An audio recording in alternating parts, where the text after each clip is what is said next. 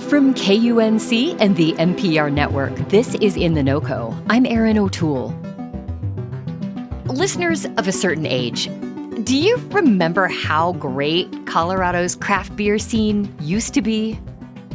The late 90s and the early 2000s saw hundreds of small breweries and tap rooms spring up in communities all across the state. But in the last 5 years, around 140 breweries, tap rooms, and brew pubs have closed, including 40 that closed in 2025 alone. And while that still leaves more than 400 breweries across Colorado, the trend has many wondering if the market for craft beer is going flat. My guest today says not to worry, that this is a sign of an industry maturing and settling into its next phase. Jeff York is a professor of entrepreneurship at CU Boulder's Leeds School of Business, and he co-hosts a podcast about craft beer called Creative Distillation. Jeff spoke with me earlier this year about how Colorado's local brewers can adapt to the changing landscape and why this new phase ultimately could be a good thing for beer lovers. We're listening back to that conversation today. So how much of the decline in the last 5 years would you chalk up to just an oversaturation of breweries? I believe most of it is that. There's always going to be breweries that vary in quality. And I think the days where you could have a brewery where the beer's okay are going to be gone, or are gone, actually. I feel like it's just kind of what happens when industries grow and then eventually hit a peak where the supply is just simply more than the demand that's out there. It's a bit of a perfect storm situation. Well, overall, beer sales are down across the nation. They dropped about 6% in Colorado last year. Right. At the same time, there are some broader health-conscious movements happening. There's a rise in people doing dry January or cutting carbs, for example. Sure. How much of a factor are these trends in declining beer sales? Well, I think it's, as I was saying, it's kind of a perfect storm. So you've got this situation where you have a large period of really, in my opinion, unsustainable growth coming into the pandemic. And during the pandemic, of course, alcohol sales went up for pretty obvious reasons. People were unhappy and turning to alcohol, and they were home and they weren't working as much. And so people were drinking more. And that really sent a false positive signal to breweries. They're coming out of this growth phase, and now they're hitting like even more growth. So this seems like a great time to expand. Right? I mean, that just makes sense if you're looking at the data. But of course, that was a false signal because, once the pandemic ended, we saw a big decline coming out. And that's when we really started to lose breweries in Colorado and nationally. And then on top of that, you had this trend of people deciding, well, I mean, clearly alcohol is not healthy for you. It is not, no matter how hard we try. And also the availability of alternatives, with cannabis being legalized and all sorts of innovation in cannabis-infused beverages, people have an alternative. Sure. So a lot of things coming together all at once. And of course, people choosing to abstain for health reasons and others. Right. Well, Jeff, you have called this kind of a reset for the craft beer industry. And you talk about a couple of strategies that local breweries can adopt to stay viable.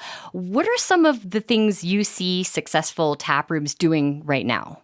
Well, I think what you just said, Erin, is dead on. The tap room, like the margin on a pint of beer sold in a tap room is anywhere from 4 to 6x what it is taking that same beer and selling it in a can and distributing it. Not to mention, if you actually own a canning line, that's a fixed cost, a very expensive asset you're holding there.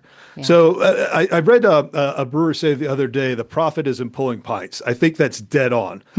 And that's where really the heart of Colorado craft brewing was. It's in these third place gathering sites. So for breweries really leaning into that community aspect, that local aspect, and trying to keep their fixed costs as low as possible is going to be the key to surviving this, in my opinion. The dream was just continuous growth. And unfortunately, in an industry that makes a thing to be consumed, that's just not generally possible. You can grow a lot, but not forever. Jeff, you've talked about the dangers of expanding and how it can be risky. talk about how much expansion should be part of a brewery's business plan at this moment. Well, I hate to say this, but if your business plan relies on expansion, I don't think you should do that. I wouldn't invest in your business plan, and I don't think many people would. Yeah. It's just not the model that is going to work right now because you have shrinking demand and you have a lot of competition. And expansion is really tough. I mean, for a lot of reasons, the economic model is really hard. If you're going to expand, you're going to inherently have to be canning your beer, which is very expensive. Then you're going to have to be going through a distributor, which eats up some of your profits. The taxes are going to be more. The price you get in a grocery store is going to be less. You're just losing money on the same barrel of beer you could have sold in your tap room. And we've seen that with multiple breweries in Colorado. Many of the ones that have been negatively affected in this downturn are those that did expand, perhaps too quickly. Hard to say. In hindsight, it sure looks like it. So I don't think that's a business model that I would be very interested in right now. It worked great for a lot of the major craft breweries in Colorado, New Belgium, Oscar Blues, Sure. Sierra Nevada in California, Yeah. tons of these breweries. But that was during a different time period in a very different market. It sounds like this speaks to right now focusing on your own community in your local tap room. I think so. I mean, it's a really lucrative business if you are selling out of your own tap room. You just avoid a lot of those costs. Now, the challenge with that in Colorado, in particular, of course, as we all know, is real estate costs. If your tap room's too expensive, it's hard to make that margin work. So looking for those reasonably priced, perhaps overlooked areas that are expanding that you can draw people into. I mean, breweries a lot of times become the hub of expansion into different areas and neighborhoods. And I was looking at a map this morning a little bit about craft beer. There's a great website about craft beer in Colorado where they track that. And if you look out to the Eastern Plains, it's pretty empty out there. Might be an opportunity to go out there and be part of those communities as well. Well, let's wrap up here with just look ahead to the next 2 to 5 years, Jeff. What does the next chapter in Colorado's craft beer industry look like? I think it looks like a more of a mature industry. You're going to have less small players. There definitely is going to be some consolidation that's already happening. There's going to be acquisitions by larger conglomerates. That's already happening. But there's also going to be new entrants creating, hopefully, these smaller breweries more focused on being a neighborhood destination and less focused on trying to be a national brand and grow.